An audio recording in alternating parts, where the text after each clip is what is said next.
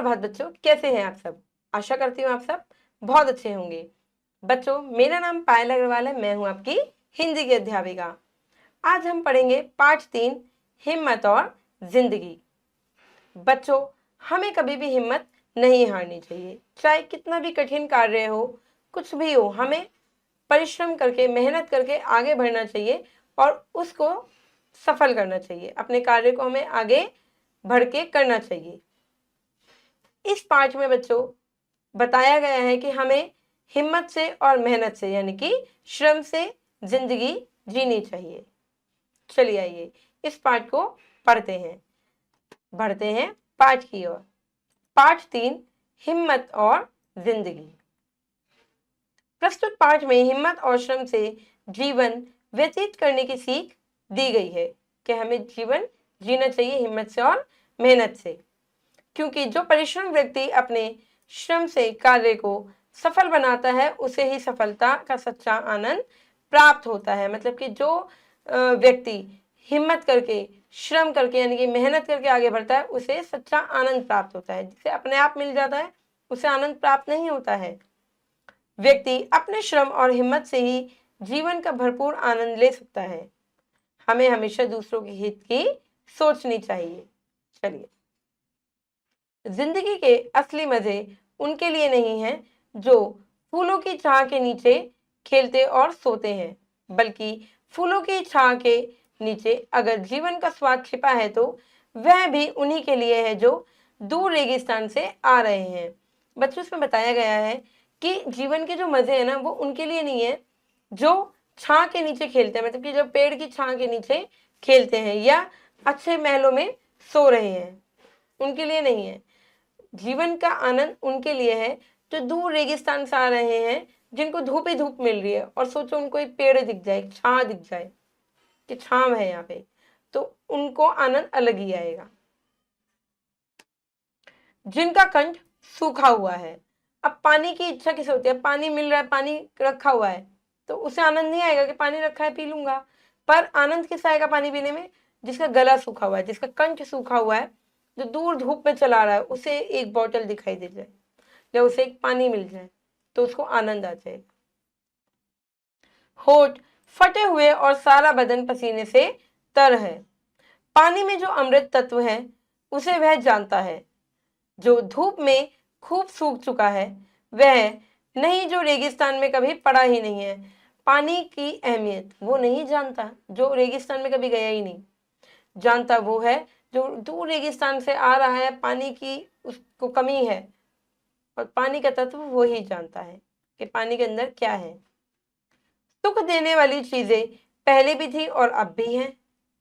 फर्क यह है कि जो सुखों का मूल्य पहले चुकाते हैं और उनके मजे बाद में लेते हैं, उन्हें स्वाद अधिक मिलता है।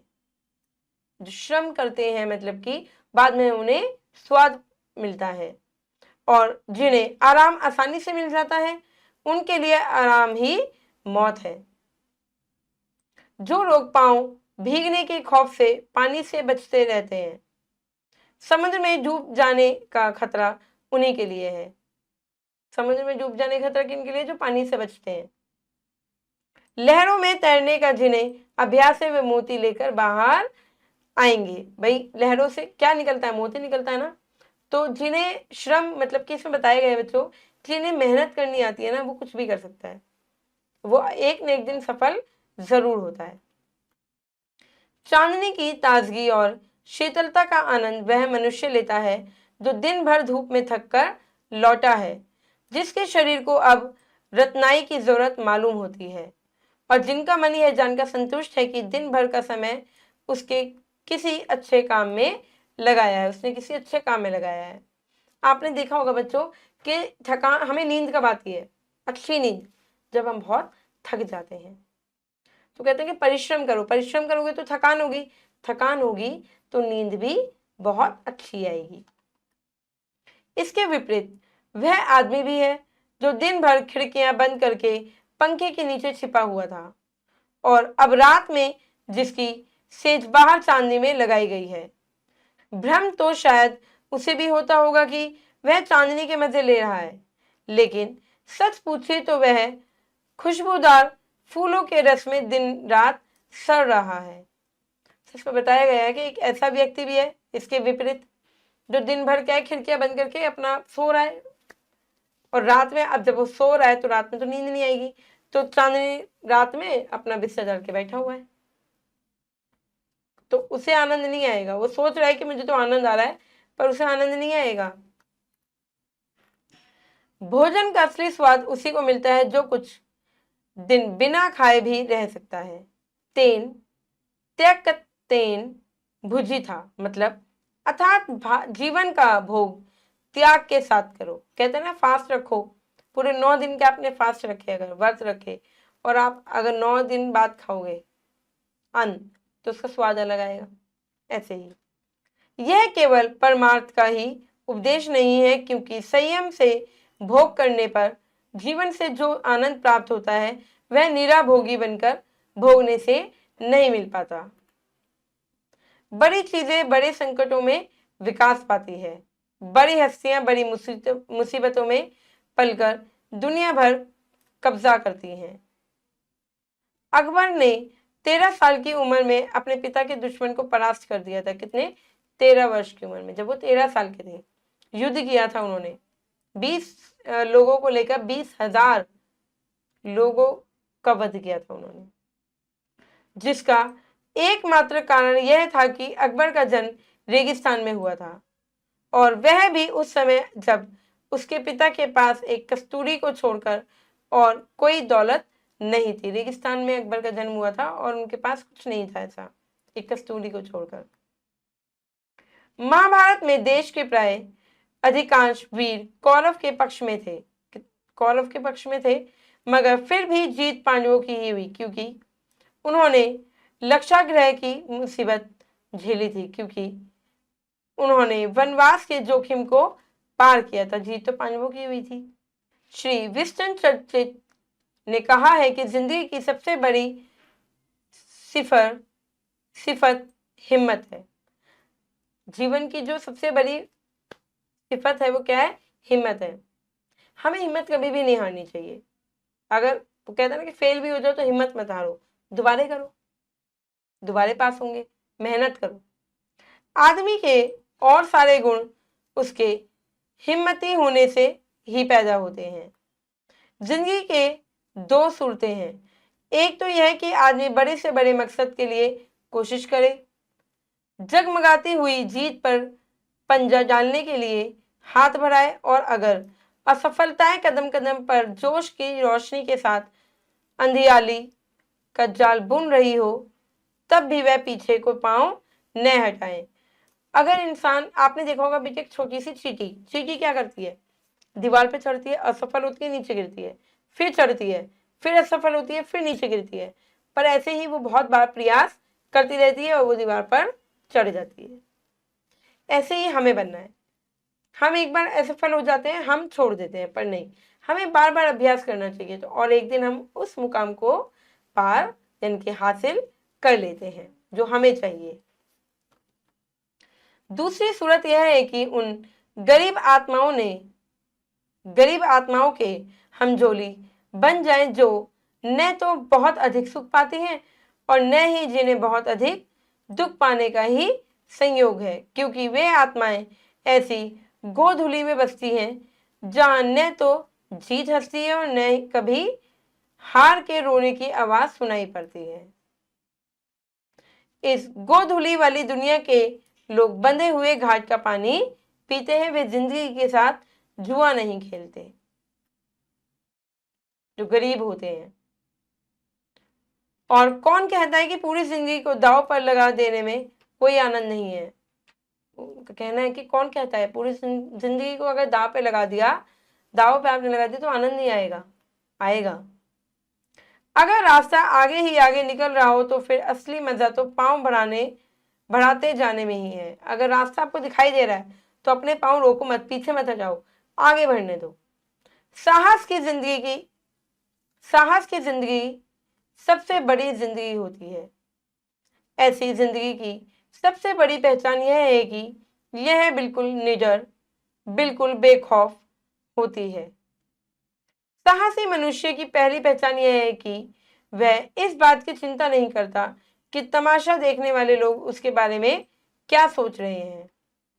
तो साहसी मनुष्य होता है ना, जिसको परवाह नहीं होती, जिसके सिर्फ अपना लक्ष्य पता है, उसे बच्चों उसे नहीं पता होता कि कोई मेरे बारे में क्या कह रहा है। वो तो अपना काम आगे चलता चला जाता है, करता चला जाता है। मतलब वो नहीं देखता कि कोई मेरे बारे में क्या सोच रहा है। जनमत की उपेक्षा करके जीने वाला आदमी दुनिया की असली ताकत होता है, और मनुष्यता को प्रकाश भी उसी आदमी से मिलता है, क्योंकि वो चलता जा रहा है, अपने काम करते जा रहा है। उसे परवाह नहीं है दुनिया उसके बारे में क्या कह रही है। अडोरा पडोरा को देखकर चलना यह साधारण जीत का काम है। क्रांति करने वाले लोग अपने उद्देश्य की तुलना न तो पड़ोसी के उद्देश्य से करते हैं और न ही चाल को ही पड़ोसी की चाल देखकर मध्यम बनाते हैं। वो अपने पथ पर चलते हैं, उन्हें नहीं मतलब होता कि दूसरा कैसा चल रहा है। वो नकल नहीं करते। वो जैसे क्रांति होती है ना, कि अकेले चलते जा रहे हैं, पीछे अपना पा जाएंगे, ऐसे ही इंसान, साहसी इंसान अकेला चलता है, वो किसी को साथ लेके नहीं चलेगा, उसके पीछे पीछे सब आ जाएंगे। साहसी मनुष्य उन सपनों में भी रस लेता है जिन सपनों का कोई व्यवहारिक अर्थ नहीं है। साहसी मनुष्य अब सपने उधार नहीं लेता, वह अपने विचारों में रंगा हुआ अपनी ही किताब पढ़ता है। जो साहसी व्यक्ति होता है वो अपने आप में मग्न है, उसे पता है कि उसे क्या करना है। झुंड में चलना और झुंड में चढ़ना यह भैंस या भेड़ का काम है। झुंड में भाई भैंस कैसे चढ़ती है, कैसे चलती है? झुंड में। भेड़ भी झुंड में चलते हैं। तो यह तो बिल्कुल अकेला होने पर भी मग्न रहता है। सिंह जो शेर होता है अकेला चलता है, मग्न रहता है। साहसी लोग ऐसे होते हैं, शेर की तरह अकेले चलते हैं। आर्नल्ड बेनेट ने एक जगह लिखा है कि जो आदमी यह महसूस करता है कि किसी महान निश्चय के समय वह साहस से काम नहीं ले सका, जिंदगी की चुनौती को कबूल नहीं कर सका, वह सुखी नहीं हो सकता। बच्चों, जब आप कोई फैसला नहीं ले पाते ना कि मुझे क्या करना है क्या नहीं करना है, तो आप सुख नहीं भोग सकते। बड़े मौके पर साहस नहीं दिखाने वाला आदमी बराबर अपनी आत्मा के भीतर एक आवाज सुनता रहता है। जब मैं कहते हैं ना, जब अच्छी अपॉर्चुनिटी मिले आपको, तभी आप बन जाओ, वो काम को कर दो, क्योंकि बार बार नहीं आते अच्छे मौके, बार बार नहीं आते, सुनहरे मौके जिसे कहते हैं। एक ऐसी आवाज जिसे वही सुन सकता है और जिसे वह रोक भी सकता है। वह आवाज उसे बराबर कहती रहती है, तुम साहस नहीं दिखा सके, तुम कायर की तरह भाग खड़े हुए। संसारिक अर्थ में जिसे हम सुख कहते हैं, उसका न मिलना। भाई आपके पास बच्चों एक काम आया कि आपको ये काम करना, जो साहसी व्यक्ति होता है ना, वो सोचता नहीं है, उस काम को फटाफट कर देता है। पर जो कायर व्यक्ति होता है वो सोचेगा कि करूं नहीं करूं, फायदा है नहीं है, चलो नहीं कर रहा, आलकस में नहीं करता कई बार। तो ऐसे व्यक्ति सफलता पार नहीं करते। फिर भी इससे कहीं श्रेष्ठ है कि मरने के समय हम अपनी आत्मा से यह धिक्कार सुने कि तुम में हिम्मत की कमी थी, कि तुम में साहस का अभाव था, कि तुम ठीक वक्त पर जिंदगी से भाग खड़े हुए। जिंदगी को ठीक से जीना हमेशा जोखिम झेलना है, और जो आदमी सकुशल जीने के लिए जोखिम पर हर जगह पर घेरा डालता है, वह अंततः अपने ही घेरों के बीच कैद हो जाता है और जिंदगी का कोई मजा उसे नहीं मिल पाता। जो व्यक्ति बच्चों ये करता है ना कि आलकस करता है, काम नहीं करता है, वो जिंदगी के मजे कभी नहीं ले सकता, क्योंकि जो परिश्रम करेगा वो आगे बढ़ेगा और आगे बढ़कर उसे वो चीजें मिलेंगी जो उसे चाहिए, तो वो आनंद प्राप्त करेगा। क्योंकि जोखिम से बचने की कोशिश में असल में जिंदगी को ही आने से जिंदगी से अंत में हम उतना ही पाते हैं जितने की उसमें पूंजी लगाते हैं। यह पूंजी लगाना जिंदगी के संकटों का सामना करना है। उसके उस पन्ने को उलटकर पढ़ना है जिसके सभी अक्षर फूलों से ही नहीं, कुछ अंगारों से भी लिखे गए हैं। जिंदगी में बच्चों फूली फूल नहीं है, कभी कुछ अच्छा होता है तो कभी कुछ बुरा भी होता है, आग भी होती है ना। तो जिंदगी को जीना सीखो, आगे बढ़ो, अपने एक निश्चय कर लो कि मुझे वहां तक जाना है, एक गोल बना लो।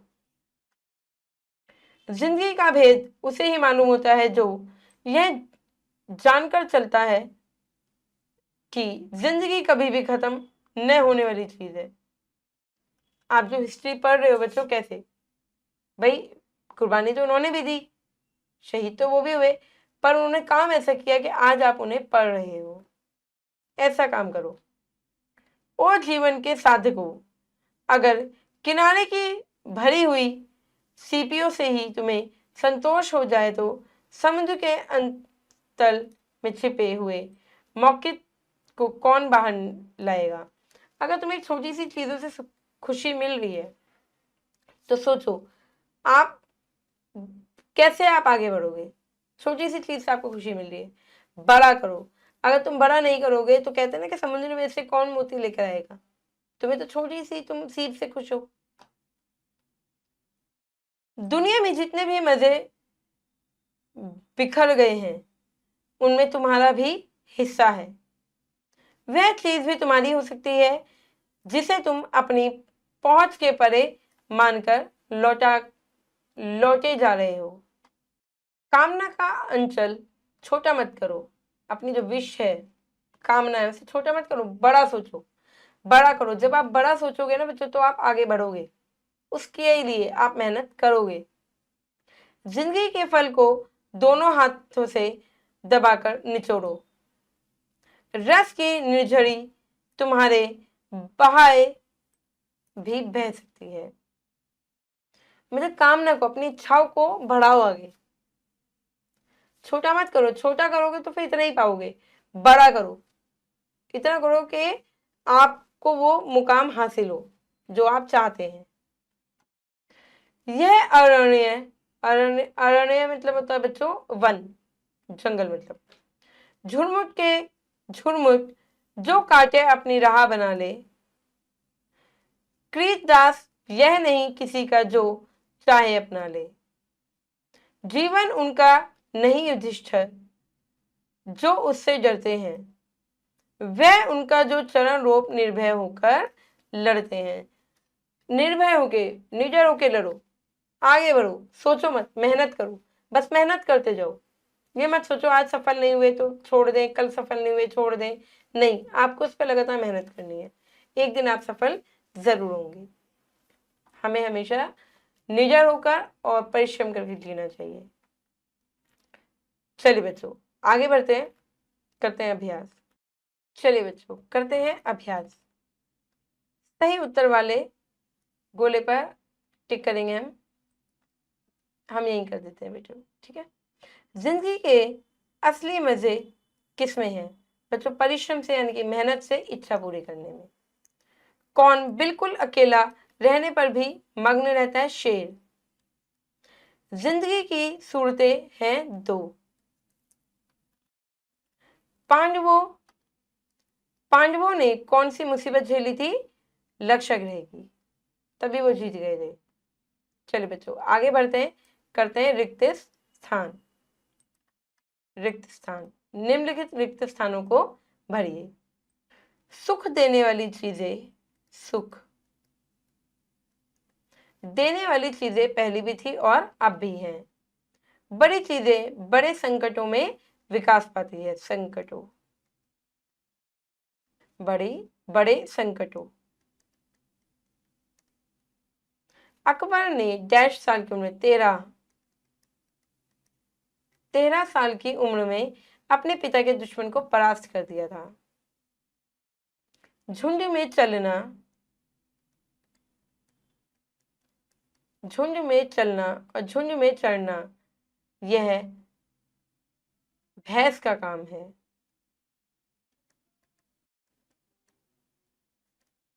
यह भैंस का काम है। चलिए बच्चों आगे बढ़ते हैं, करते हैं सत्य और असत्य, सही कथन पर सही और गलत कथन पर गलत का चिन्ह लगाइए। मनुष्य सुखों का मूल्य पहले चुकाता है और बाद में मजे बाद में लेता है। हाँ, बिल्कुल सही। जीवन का सुख एहसास उसे होता है जिसे प्रत्येक वस्तु आराम से मिल जाती है। नहीं, उसे कुछ भी एहसास नहीं होता है। भोजन का स्वाद उसी व्यक्ति को मिलता है जो प्रत्येक समय कुछ ना कुछ खाता रहता है। नहीं, जो 3-4 दिन भूखा रहे ना, उसे मिलेगा भोजन का स्वाद। साहसी मनुष्य उन सपनों में भी रस लेता है जिन सपनों का कोई व्यवहारिक अर्थ नहीं होता। ये भी बात बिल्कुल सही है बच्चों। चलिए आगे बढ़ेंगे, करते हैं उचित मिलान। स्तंभ अ में दिए गए शब्दों का स्तंभ ब में दिए गए शब्दों से उचित मिलान कीजिए।